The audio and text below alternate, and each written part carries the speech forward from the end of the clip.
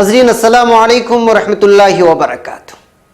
میں ہوں آپ کا میزبان انصار عزیز ندوی اور آپ میرے ساتھ دیکھ رہے ہیں سیدھی بات. ناظرین آپ لوگ جانتے ہیں آج اس دور کا سب سے بڑا عالمیہ چاہے وہ کسی بھی ملک کے عوام کا کیوں نہ ہو کیا ہے؟ وہ یہ ہے کہ ہم سیاسی طور پر خود کو نظریے سے زیادہ عقیدے کی طرح قید کر چکے ہیں.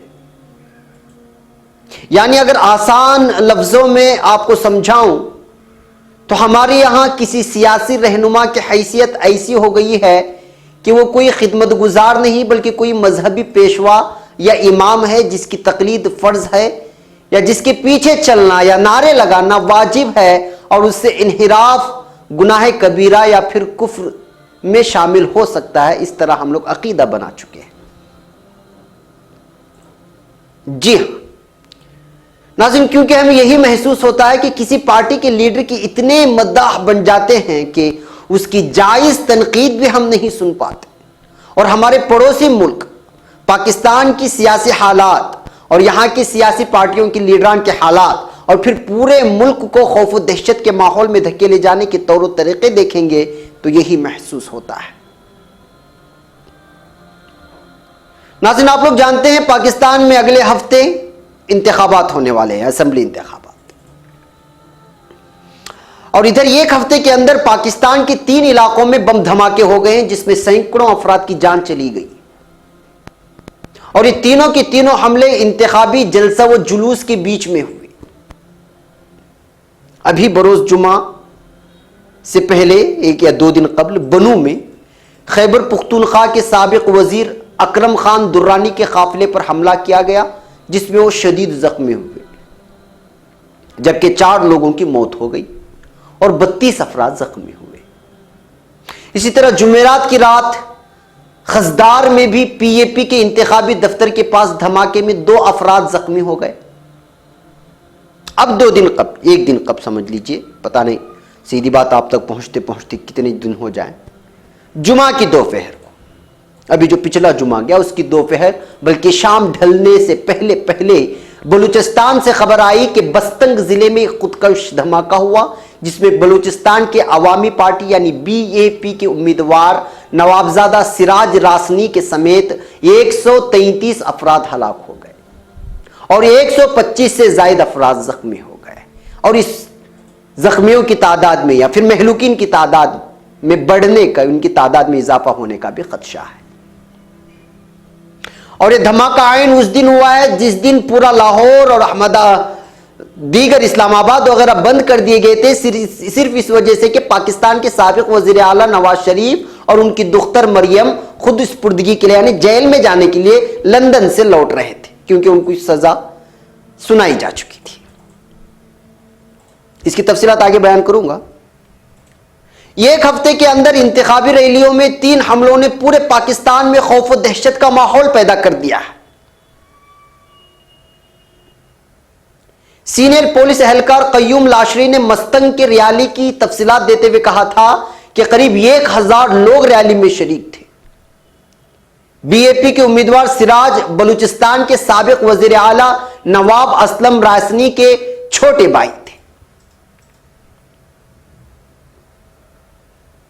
ناظرین سوچئے سیاسی دشمنیاں کیا اتنی خطرناک ہوتی ہیں کہ آپ ایک لیڈر کو مارنے کے لیے اور موت کے گھاٹ اتارنے کے لیے پلان بناتے ہیں اور اس کے بدلے میں 135 بے گناہوں کی جان لے لیتے ہیں اور سینکڑوں افراد کو زخمی کر دیتے ہیں. ناظرین مجھے ابھی تک پاکستان کی سیاست سمجھ میں نہیں آئی.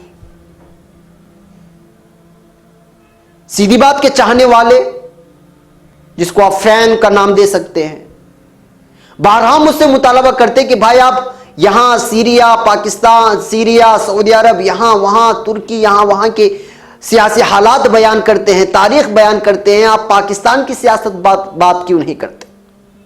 وہاں یہ ہو رہا ہے، وہاں یہ ہو رہا ہے، فلاں فلاں فلاں. لیکن حقیقت یہ ہے کہ میں نے بہت سمجھنے کی کوشش کی کہ بھائی یہاں کی سیاست کی سمجھ سکوں، کوشش کروں، مگر سب سے خطرناک، وحشتناک، ہیبتناک اگر کہیں کی سیاست ہو سکتی ہے تو وہ شاید اسی ملک کی ہوگی.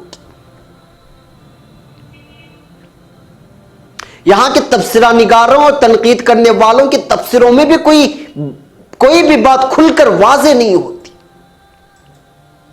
اب دیکھیے، بات سمجھ میں آنے والی ہے کہ بلوچستان کے حالیہ خودکش دھماکوں کی ذمہ داری داعش نے قبول کر لی، اور تنظیم کی خبر رساں ایجنسی ایماق میں اس بات کی اطلاع دی گئی کہ یہ حملے داعش نے کروائے۔ سیاسی ریلی میں داعش دھماکے کراتے پھر رہی ہے۔ عوامی نیشنل پارٹی نے بم دھماکوں کے حوالے سے کہہ دیا کہ بھائی یہ دیکھ کر محسوس ہوتا ہے کہ 20 جولائی کو ہونے والے انتخابات غیر محفوظ ہیں۔ پاکستانی نگران حکومت، سیکورٹی اداروں اور الیکشن کمیشن تک کے پاس ایسا کوئی واضح منصوبہ موجود نہیں ہے جس کے ذریعے سیاستدانوں، قومی اور صوبائی اسمبلیوں کے انتخابی امیدواروں اور سیاسی کارکنوں کی سلامتی کو یقینی بنایا جا سکے۔ ناظرین، یہاں کے کسی بھی رہنما کو یہاں موجود عسکریت پسندی کو جڑ سے نکال پھینکنے میں لگتا ہے کوئی دلچسپی نہیں ہے۔ حملے کیوں ہو رہے ہیں؟ ریلیوں میں کیوں ہو رہے ہیں؟ معصوموں کو کیوں مار رہے ہیں؟ ایک مسلمان دوسرے مسلمان کا قتل کیوں کر رہا ہے؟ بنیادی وجوہات کیا ہیں؟ اس پر سوچ وچار کے بجائے اپوزیشن یہ الزام لگاتے گھوم رہی ہے کہ ملک کا سیکورٹی نظام ٹھیک نہیں ہے۔ ناظرین، آخر کب تک ایک ایسے ملک میں جہاں کی مسلم آبادی 90% کے قریب ہو، وہاں عسکریت پسندوں کا راج چلے گا؟ یہ جنونی خونی درندے، پاگل بھیڑیے کون ہیں جو بے وجہ کبھی مساجد میں گھس کر، کبھی درگاہوں میں، کبھی مسلکی بنیادوں پر، کبھی سیاسی دشمنیوں کی وجہ سے، اسی کے نام پر کبھی ریلیوں میں، کبھی جلسوں میں پورے ملک کو لہولہان کرتے گھوم رہے ہیں، اور یہاں کے حکمران قومی خدمت کے نام پر لندن اور مغربی ممالک میں جائیداد پر جائیداد بناتے جا رہے ہیں۔ سیاسی دشمنی کا یہ حال ہے کہ آپ پوری ریلی کے لوگوں کو نشانہ بنا کر قتل کر ڈالیں۔ یہ کون سا مذہب اجازت دیتا ہے؟ یہ سب کرنے والے کیا واقعی وہی مسلمان ہیں جو کلمہ توحید کا ورد کرتے ہیں، قرآن و حدیث پر عمل کرنے کا دعویٰ کرتے ہیں، یا پھر نام نہاد ایسے بھیڑیے اور درندے ہیں جو مذہب کے نام پر آتنک پھیلا رہے ہیں اور اسلام اور مسلمانوں کو بدنام کر رہے ہیں؟ 100 کو مار دیا، 200 کو مار دیا، 400 کو مار دیا، ہزاروں کو مار دیا، اور پھر کہہ دیا کہ فلاں تنظیم نے اس کی ذمہ داری قبول کر لی۔ کیا انسان کی جان کی قیمت اتنی سستی ہو گئی ہے؟ عجیب طرفہ تماشا ہے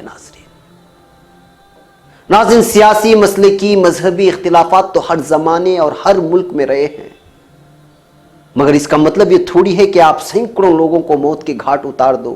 سیاسی لیڈران کا حال یہ ہے کہ پوری رعایا کو لوٹ لیتا ہے، اولادوں کو عیاشی کے لیے مغربی ممالک میں چھوڑ دیتا ہے، اور پھر یہی رونا روتا ہے کہ میں قوم کی خدمت کر رہا ہوں۔ حالیہ نواز شریف کا ایک بیان سنیے، آپ کو پتا چل جائے گا کہ وہ کیا کہہ رہے ہیں۔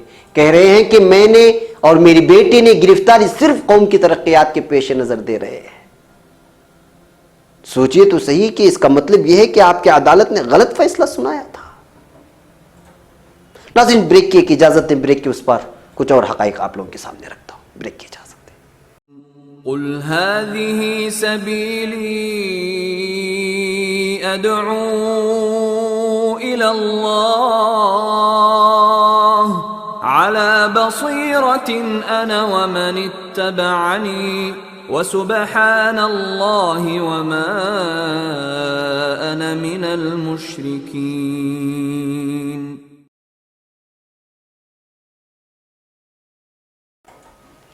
ناظرین، استقبال ہے سیدھی بات کھیانوں کی محفل میں۔ ناظرین، جی ہاں، یہ اسی ملک کی کہانی اور داستان ہے جس ملک کو الگ بنانے کے لیے نہ جانے کتنوں نے اپنی جانیں نچھاور کر دی۔ اسلام کے نام پر بنایا گیا یہ ملک اس وقت پوری دنیا میں دہشت گردی کی وجہ سے بدنام ہے۔ میزائلوں کا بنا لینا، بڑے سے بڑے ہتھیاروں، دور مار میزائلوں، جنگی طیاروں کا بنا لینا یا خرید لینا کیا کسی قوم و ملک کی ترقی ہو سکتی ہے؟ ماضی میں جائیے، اس ملک کے قرارداد مقاصد کو پڑھیے۔ اس میں محمد علی جناح نے صاف اعلان کیا تھا کہ اسلام ہماری زندگی اور ہمارے وجود کا بنیادی سرچشمہ ہے. ہم اپنے سرچشمہ حیات سے اپنا رشتہ کیسے توڑ سکتے ہیں؟ اسلام ہی کی بنیاد پر ہم نے اپنے آپ کو الگ قوم تسلیم کروایا. کلمہ طیبہ کے اساس پر مسلم قومیت کے اصول کو اگر منوانے میں کامیاب نہ ہوتے تو یہ ملک معرض وجود میں نہیں آ سکتا تھا. اس ملک کا نظریاتی وجود اور جغرافیائی وجود لازم و ملزوم ہے. ان دونوں کو ایک دوسرے سے الگ کیا نہیں جا سکتا. ناظرین، افسوس کا مقام یہ ہے کہ ہم خود مسلمانوں نے اسلام کا مطلب نہیں سمجھا. اسلام کا مطلب صرف مسلمانوں کی بہبود اور فلاح تک محدود نہیں ہے. اسلام جس انصاف، مساوات، معقولیت، رواداری اور معاشرتی انصاف کا علمبردار ہے، اس میں غیر مسلم اقلیتوں کے لیے بھی برابر کا شہری حقوق کی ضمانت دی گئی ہے. مگر مجھے بتائیے تو صحیح کہ یہاں اسلام کے نام پر کیا ہو رہا ہے؟ مسلکی جھگڑے، آپس میں مارتار تو دور کی بات، ہمارے بھارتی میڈیا میں ہمیشہ پاکستان کے سلسلے میں کہا جاتا ہے کہ یہاں اقلیتوں پر، چاہے وہ سکھ ہو، عیسائی ہو یا ہندو، ان پر ظلم کیا جاتا ہے، ان کو جبراً اسلام قبول کرنے پر مجبور کیا جاتا ہے. جہاں اقلیتوں کی آبادی 20% تھی، اب گھٹ کر 1% رہ گئی ہے. کیا یہ سچ ہے؟ اگر یہ سچ ہے تو بتائیے مجھے کہ اللہ کی مدد کہاں سے آئے گی؟ مساوات کی بات کرنے والے ملک میں کیوں غریب طبقہ غریب سے غریب ہوتا جا رہا ہے اور امیر امیر سے امیر ترین ہوتا جا رہا ہے؟ اسی ملک میں حد سے زیادہ عدم مساوات کی خبریں آتی ہیں. کرائم اور جرائم، ریپ اور اغوائی کے ساتھ ساتھ تجارتوں میں دھوکہ بازی تو پوچھنا ہی کیا. ان سب سے بڑھ کر یہاں کے سیاسی حکمران یہاں کے عوام کا پیسہ لوٹ کر، حکومت کا خزانہ لوٹ کر بیرونی بینکوں میں جمع کیے ہوئے ہیں. پیناما لیکس کے بعد جو سچائیاں سامنے آئی ہیں وہ قوم کے سامنے روز روشن کی طرح آیا ہیں. ایک طرف اس قوم کا معاشرتی نظام یہ ہے تو سیاسی نظام کے تانے بانے ویسے بھی بکھرے پڑے ہوئے ہیں. کون سی پارٹی کیا گل کھلائے گی پتہ نہیں، کیونکہ اس ملک کی تاریخ ہی کچھ عجیب ہے. یہاں چینلز میں ہونے والے ڈیبیٹس کا وہی حال ہے جو ہمارے ہندوستانی میڈیا کی ڈیبیٹس کا حال ہے. اینکرز صرف آگ لگانے کا کام کرتے ہیں. آج پورے پاکستان میں عدم تحفظ کا ماحول ہے، عدم مساوات کا ماحول ہے. مسلکی جھگڑوں نے اس ملک میں مسجد، چرچ، مزار اور درگاہوں کو نہیں بخشا، یہاں تک کہ تبلیغی مراکز کو بھی نہیں چھوڑا گیا. دہشت گردی کے نام پر ویسے بھی بدنام ہے اور عسکریت پسند تنظیمیں سب کی سب اپنے آپ کو اسلام کے محافظ سمجھ کر اسلام کو اور مسلمان دونوں کو بدنام کر رہے ہیں.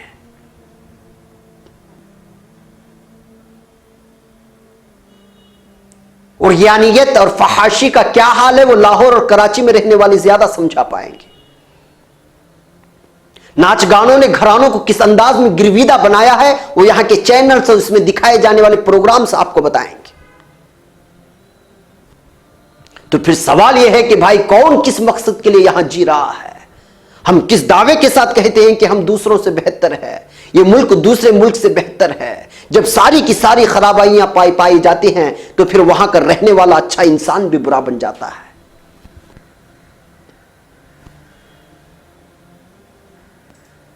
ناظرین، حقیقت یہ ہے کہ عوام کے عزت و تکریم اور خوشحالی کا خواب اس وقت تک پورا نہیں ہوگا جب تک قومی وسائل لوٹنے والوں کو عبرتناک سزا دینے اور اس پر عمل کروانے میں ہمارا عدالتی نظام کامیاب نہیں ہو سکتا. غریبوں کا معیار زندگی کو بلند کرنے کا دعویٰ کرنے والے حکمران خود ہی لٹیروں کا روپ دھار لیتے ہیں.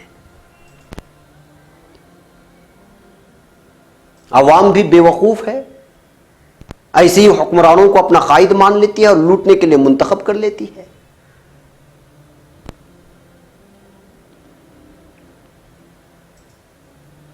سوچے تو صحیح کہ ایک انتخابی ریلی میں ایک شخص کو مارنے کے لیے ایک تنظیم 133 افراد کو موت کے گھاٹ اتار دیتی ہے اور اس سے بھی زیادہ افراد کو زخمی کر دیتی ہے. کیا اس طرح کے حملوں میں سیاسی مداخلت نہیں ہوتی؟ ہوتی ہے تو پھر کون ہے جو اس طرح کی عسکریت پسند تنظیموں کو پال رہا ہے, پوس رہا ہے, اس کو بڑا کر رہا ہے, پروان چڑھا رہا ہے؟ جو حالات بنے ہوئے ہیں اس کے اصل ذمہ دار کون ہے؟ ناظرین, افسوس کا مقام یہ ہے کہ جس طرح ہر ملک کی عوام جذباتی طور پر اپنے حکمرانوں سے جڑ جاتی ہے اور پھر ووٹ کرتی ہے, ایسا ہی یہاں بھی ہوتا ہے. اور پھر ایسے قائد کو بلا سوچے سمجھے چن لیتے ہیں جو 5 سال تک عوام کو لوٹتی رہتی ہے. جی ہاں ناظرین, یہاں کی سیاست اور حکمرانوں کی کیا کہانی سنائی جائے. دیگر ممالک کے حکمرانوں اور سیاست سے کچھ کم تو نہیں ہے. اگر میں کہوں کہ یہاں کی سیاست میں بھی عسکریت پسندی کے عنصر پائے جاتے ہیں تو شاید بے جانا ہوگا. ناظرین, اس ملک میں شاید مسلم لیگ کے بعد نواز شریف کی پارٹی نے سب سے زیادہ حکمرانی کی ہے. ادھر 3 سالوں سے 3 وقفوں سے انہی کی پارٹی کی حکمرانی چل رہی ہے. مگر ملک کے حالات وہی ہیں جو پہلے تھے. نہ پڑوسی ممالک کے ساتھ رشتہ بنواتے ہیں, نہ اسلامی ممالک پر ہو رہے مظالم پر کھل کر بول پاتے ہیں. محبت اور امن کی باتیں کرنے کا دعویٰ تو سب کرتے ہیں مگر سب سیاسی فائدے کے لیے, ملک و قوم کے فائدے کے لیے کبھی نہیں. ابھی حال ہی میں جب سابق وزیر اعلیٰ کو پیناما لیکس کے بعد بدعنوانی کے چلتے نواز شریف اور ان کی بیٹی مریم شریف کو سزا سنائی گئی تو ان کی پارٹی نے کہا کہ انتخابات سے عین قبل سزا سنا کر نواز شریف کی پارٹی کا نقصان ہو رہا ہے. اور پاکستان کی تاریخ آپ اٹھا کر کے دیکھ لیں تو پاکستان کی تاریخ میں کوئی بھی سزا یافتہ حکمران جو ملک کے باہر ہے اس نے کبھی خود سپردگی نہیں کی. مگر یہاں میاں شریف اور ان کی بیٹی نے خطرناک سیاسی چال چلی اور کہا کہ ہم خود سپردگی کریں گے. دن متعین بھی ہوا, یعنی جمعہ کا دن. اب پورا دن یہ ڈرامہ پاکستانی میڈیا چینلوں میں دکھایا جاتا رہا ہے کہ وہ لندن سے نکل چکے ہیں, وہاں سے انہوں نے پریس کانفرنس بھی کیا ہے, فلاں تک پہنچ چکے ہیں, پھر وہاں سے ابو دھابی پہنچ گئے تو وہاں سے بھی انہوں نے کچھ ٹویٹ کر دیا. ادھر ہماری بھارتی میڈیا میں بھی کچھ دکھایا جانے لگا, آن لائن چینلز میں بھی یہ ساری چیزیں دکھائی جا رہی تھی, پورا ڈرامہ دکھایا جا رہا تھا. ادھر سارا دن پاکستان میں یہی چرچے رہے اور پھر پارٹی کے لیڈران کی پکڑ دھکڑ بھی جاری رہی. اسلام آباد اور بڑے شہروں میں 144 کا نفاذ لگایا گیا. پھر وہ پہنچے 8 بجے پاکستان کو, ان کو گرفتار کر لیا گیا. مگر اس بیچ گرفتاری کے چلتے نواز نے جو سیاسی مہرہ استعمال کیا وہ یہ کہ میں یہ گرفتاری قوم کے لیے دے رہا.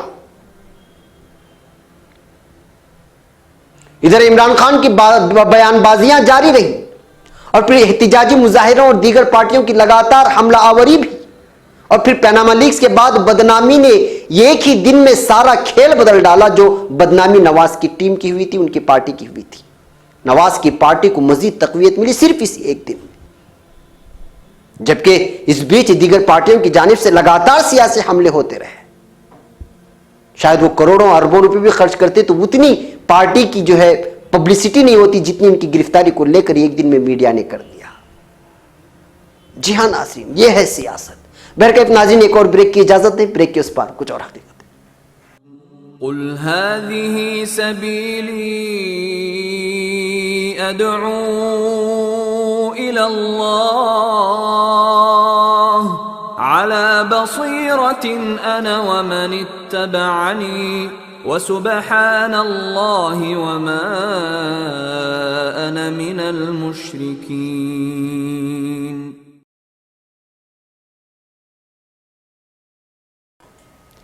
ناظرین, استقبال ہے سیدھی بات کی انوکھی محفل میں. ناظرین, میں اس ملک کے انتخابی تاریخ پر نظر کرنے کی کوشش کر رہا تھا اور تاریخ کو ٹٹول رہا تھا تو ملا کہ 1946 کے الیکشنز میں مسلم لیگ کو خود کو مسلم آبادی کی نمائندہ پارٹی یعنی سیاسی طاقت ثابت کرنا تھا, کیونکہ اس وقت وہ غیر منقسم ہندوستان میں انتخابات ہو رہے تھے, ابھی تک پاکستان الگ نہیں بنا تھا, اور کانگریس اس کو اس بات کا دعوے دار سمجھتی تھی کہ وہ مسلم پارٹی مسلمانوں کی سب سے بڑی پارٹی ہے وغیرہ وغیرہ. اس لیے انتخابات مسلم لیگ کے لیے بہت اہم تھے. مسلم لیگ کی جیت کی صورت میں مسلمانوں کے لیے علیحدہ ملک کا مطالبہ عوامی مطالبہ قرار پانا تھا. الیکشن کے نتائج نے مسلم لیگ کے دعوے کو سچ ثابت کر دیا، اور یہ انتخابات غیر منقسم ہندوستان میں ہوئے تھے، جیسا کہ میں نے ابتدا میں کہا۔ مسلم لیگ مسلمان کے ووٹوں کا 78% لینے میں کامیاب رہی۔ ان انتخابات میں مسلم لیگ کو بنگال کی 250 میں سے 114، پنجاب کے 175 میں سے 75، NWFP کی 150 میں سے 17، سندھ کی 60 میں سے 28، اتر پردیش کی 228 میں سے 54، بہار کی 152 میں سے 34، آسام کی 108 میں سے 31، ممبئی کی 175 میں سے 30، مدراس کی 215 میں سے 29 اور اڑیسہ کی 60 میں سے 4 سیٹیں مسلم لیگ کو ملی۔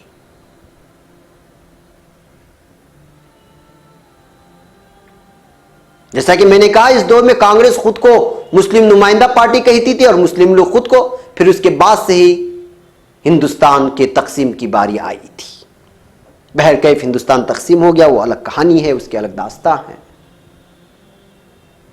تقسیم ہند کے بعد انہی اراکین اسمبلی کو دستور ساز اسمبلی کے ممبران کا رتبہ ملا تھا۔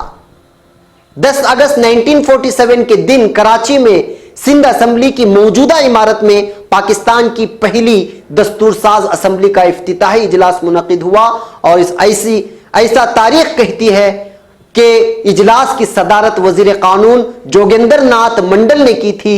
اسی اجلاس میں محمد علی جناح کو اسمبلی کا پہلا صدر اور مولوی تمیز الدین کو پہلا اسپیکر منتخب کیا گیا۔ 11 سال تک یہ لوگ یہاں کی حکومت جو بار بار ٹوٹنے کے دہانے تک پہنچتی، یہ لوگ حکومت کرتے رہے، مگر اس بیچ فوج کا تسلط بارہا ان پر قائم رہا۔ اس کے بعد پھر 1958 میں ایوبی مارشل لاء کا دور شروع ہوا، جو ایک لمبی داستان ہے جس میں ظلم بھی ہے اور بہت ساری چیزیں۔ بہرکیف ناظرین، ایک دور وہ تھا اور ایک دور یہ ہے کہ جو بدلتے حالات کے ساتھ اب یہاں پر انتخابی ریلیوں میں بھی بم دھماکے ہونے لگے ہیں، جس سے پورے کے پورے انتخابات شک کے دائرے میں آگے ہیں کہ آیا انتخابات پوری ایمانداری سے کے ساتھ کروائے جا رہے ہیں یا نہیں۔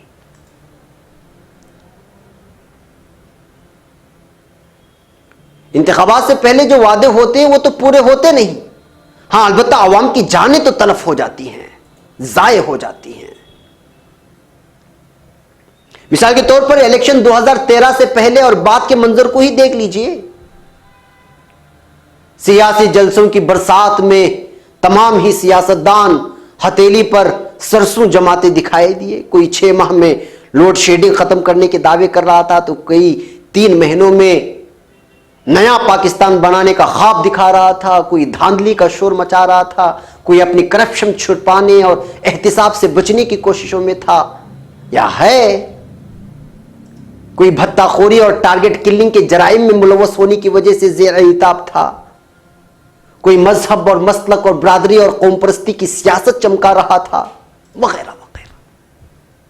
اب 2018 ہے، 5 سال کی پوری رپورٹ اٹھا لیجئے، پھر مجھے کہیے کہ کتنے وعدے پورے ہوئے اور کیا عام آدمی ایک نارمل زندگی جینے کے لیے آسانیاں، اس کے لیے سہولتیں فراہم ہیں۔ کیا ہو رہا ہے ملک میں، کتنی ترقیات ہوئی، کتنے غریب امیر ہوئے، کتنے رشوت خور جیل کی سلاخوں میں گئے، دہشت گرد بم دھماکوں کی وجہ سے کتنے معصوموں کی جان گئی، ساری تفصیلات اٹھا لیجئے تو آپ کو ملے گا سوائے اس کے کہ حکمرانوں کے خزانے میں 2 3 گنا اضافہ ہوا ہے، کوئی اور اچھی خبر آپ کو نہیں ملے گی۔ ہاں عادت کے مطابق الیکشن کے 3-4 مہینے قبل کچھ ترقیاتی کام ضرور ہوئے ہوں گے، یہ تو ہر ملک کے سیاستدانوں کے حالات ہیں، جو الیکشن سے 4-5 مہینے پہلے جو ہے قومی خزانے کھول دیتے ہیں اور راستے بن رہے ہیں، فلاں بن رہا ہے، بجلی نہیں کٹ رہی ہے، فلاں فلاں، یہ سب ووٹ بٹورنے کے طریقے ہوتے ہیں تاکہ عوام کو دکھانے کے لیے بھی کچھ بچ جائے۔ بہرکیف ناظرین، یہ صرف پاکستان کی کہانی نہیں ہے، یہ تو ہر ملک کی کہانی ہے، یہاں کچھ زیادہ ہے۔ اس وقت چاہے وہ ملک ہند ہو یا پاک یا پھر دیگر ممالک کے حکمرانوں کے حالات دیکھتا ہوں تو ملک چین میں مشہور ایک لطیفہ یاد آتا ہے جو سنایا جاتا ہے ملک چین میں۔ وہ لطیفہ کچھ یوں ہے کہ یہاں اس ملک کے ایک بینک میں کچھ डाकू घुस आए, डकैत, और फिर हाथ में बंदूक पकड़कर चिल्लाने लगे कि नीचे लेट जाओ, जैसे आमतौर पर डकैती में होता है, जो मंजर दिखाए जाते हैं स्क्रीनों पर। तो एक डाकू आवाज लगाता है, पैसे तो हुकूमत के हैं, जान तुम्हारी अपनी है, अगर प्यारी है तो लेट जाओ जमीन पर। और सब नीचे लेट जाते हैं। डकैती के बाद जब डाकू वापस लौटे तो छूटने वाले डाकू ने, जो कि इंतहाई पढ़ा हुआ था, बड़े डाकू से जो कि सिर्फ 6 जमातें पास किया हुआ था, पढ़कर कामयाब हुआ था, उससे पूछा कि कितना माल लूटा, हिसाब तो किया तुमने? तो वो अनपढ़ डाकू ने पढ़े लिखे डाकू को कहा कि तुम बड़े बेवकूफ हो, इतनी ज्यादा रकम है, कैसी गिनी जा सकती है? कल टीवी में खबरें आ जाएंगी तो पता चल जाएगा कि कितनी रकम है। जब डाकू वहां से चले गए बैंक से, तो डाकुओं के जाने के बाद बैंक मैनेजर और बैंक सुपरवाइजर को कहा, बैंक मैनेजर ने, कि पुलिस को जल्द से जल्द फोन करो। तो सुपरवाइजर ने कहा कि थोड़ा इंतजार कीजिए ताकि अपने लिए भी कुछ $10 मिलियन निकाल ले, और फिर इससे पहले 70 मिलियन का जो गबन किया गया है उसको भी मिलाकर डकैती में शामिल करते हैं। इस सुनकर मैनेजर ने कहा कि बहुत खूब, बेहतर होता कि हर दिन बैंक में डाके पड़ते। बहरकैफ अगले दिन मीडिया पर खबर चली कि बैंक में डकैती हो गई और डाकू 100 मिलियन लूट करके चले गए और फरार हो गए। अब डाकुओं ने खबर दी कि न्यूज में, फिर रकम को गिनना शुरू कर दिया, बार बार गिना, लेकिन उसमें सिर्फ $20 मिलियन निकली। तो डाकुओं ने अपना सर पीटना शुरू कर दिया कि हमने अपनी जान मौत के खतरे में डाली और हमारे हाथ सिर्फ 20 मिलियन और बैंक मैनेजर सिर्फ उंगली के इशारे से 80 मिलियन लूट करके फरार हो गया। तो वो कहने लगे, डाकू होने से बेहतर था कि हम पढ़ लिख लेते तो और ज्यादा लूट लेते। नाज़रीन, बज़ाहिर मुल्क चीन यानी चाइना वालों के लिए यह लतीफा है, मगर इस वक्त हिंदो पाक समेत हर मुल्क की यह सच्ची तस्वीर है। हर 5 साल में कुछ पढ़े लिख के और कुछ गैर पढ़े लिख के लुटेरे आते हैं, वो खजानों को लूट कर ले जाते हैं। लोगों को नीचे लेटने पर मजबूर करने वाले भी लुटेरे और बैंकों का पैसा अपने पास महफूज करने वाले भी लुटेरे, यानी ऊपर से लेकर नीचे तक का हर सिस्टम लुटेरा है। कौमी खजानों को लूटने के लिए हर हुकूमत बड़े बड़े पढ़े लिखे को बिठाते हैं ताकि वो टेक्निकल चोरी कर सके, और मीडिया वाले भी पूरी तरह साथ देते हैं ताकि उनकी हिस्सेदारी में उनका हिस्सा भी शामिल हो। इस तरह एक आम इंसान वोट देकर एक हुक्मरान को कहता है कि आ मुझे लूट ले, और 5 साल तक बार बार लूट, जैसे कि कहावत है, आ बैल मुझे मार। जी हाँ नाज़रीन, यही हकीकत है। ये मेरे और तेरे मुल्क का किस्सा नहीं है, ये हर मुल्क का किस्सा है, हर मुल्क की दास्तान है, हर मुल्क के हुक्मरानों की कहानी है। जी हाँ नाज़रीन, बात समझ में आए तब बात बने। قل هذه سبيلي أدعو إلى الله على بصيرة أنا ومن اتبعني وسبحان الله وما أنا من المشركين۔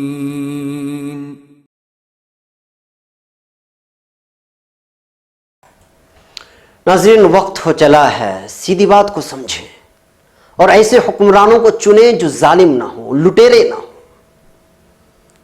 इस वक्त एक तहरीर आप लोगों के सामने रखने का मन कर रहा है। पता नहीं ये किसकी तहरीर है, मगर इस वक्त पाकिस्तान समेत आलम इस्लाम के हालात पर यह नश्तर बनकर चुभने वाली तहरीर थी। जिसने भी इख्तिबास मेरे फेसबुक पेज पर शेयर किया था, वाकई हसास दिल रखने वाला था और मैं उसका मशकूर भी हूं। उस तहरीर में लिखा था कि हमने वाकई 1000 साल में जंगों के सिवा कुछ नहीं किया। आप 2018 से 1000 साल पीछे चले जाइए, आपको महमूद गजनवी हिंदुस्तान पर हमला करता मिलेगा। आप स्पेन में मुसलमानों के हाथों मुसलमान का गला कटते देखेंगे। आपको तुर्की में सलजोख तलवारें उठाकर फिरते नजर आएंगे। आपको अरब ममालिक में लाशें बिखरी मिलेंगी। شیعہ سنی اور سنی شیعہ کے سر اتارتے نظر آئیں گے، مسلمان کو فتح کر رہا ہوگا، مسلمانوں کی مسجدیں جلاتے ہوئے دکھائی دیں گے، اور آپ مومن کے ہاتھوں مومنوں کے سروں کے مینار بنتے ہوئے دیکھیں گے، اور آگے جائیں، آپ کے سارے طبق روشن ہوتے چلے جائیں گے کہ آپ مسلمان کو قتل کرتے اور قتال کے درمیان وقفے میں حرام خوری کرتے ہوئے بھی نظر آئیں گے مسلم حکمران۔ جی ہاں ناظرین، وہ لکھتے ہیں ہم نے اپنی 1400 سالہ تاریخ میں اغیار کو اتنا فتح نہیں کیا جتنا ہم ایک دوسرے کو فتح کرتے رہے۔ آپ کو شاید یہ جان کر حیرت ہوگی کہ مسلمانوں نے عالم اسلام کا 95% علاقہ اسلامی عروج کی پہلی صدی میں فتح کر لیا تھا۔ مسلمان اس کے بعد 1350 سال اس علاقے کے لیے ایک دوسرے سے لڑتے رہے۔ ہمارے علم، فلسفے، سائنس اور ایجادات کی 95% تاریخ بھی ابتدائی 300 سال تک ہی محدود تھی۔ جی ہاں ناظرین، ایک تاریخ ہے جو لمبی ہے، جس کو پڑھنا چاہیے۔ اس پوری تحریر کا مطلب یہی ہے، ہمیں اپنوں نے لوٹا، غیروں میں کہاں دم تھا۔ اس بات کو سمجھے ناظرین، چینل کو سبسکرائب کریں اور مجھے اجازت دیں۔ السلام علیکم ورحمۃ اللہ وبرکاتہ۔ قل هذه سبيلي أدعو إلى الله على بصيرة أنا ومن اتبعني وسبحان الله وما أنا من المشركين۔